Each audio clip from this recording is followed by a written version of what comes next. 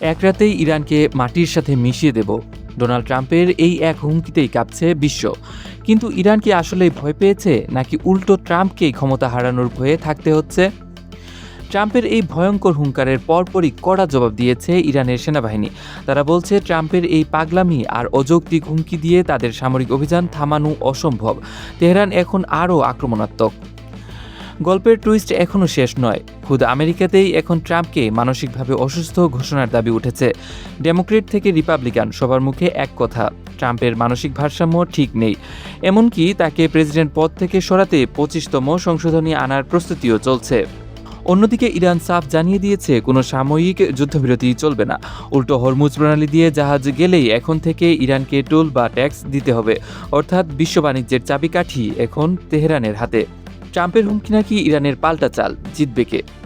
নাকি শুরু হতে যাচ্ছে তৃতীয় বিশ্বযুদ্ধ? আপনার কি মনে হয় ট্রাম্প আসলেই মানসিক ভারসাম্যহীন? কমেন্টে জানান।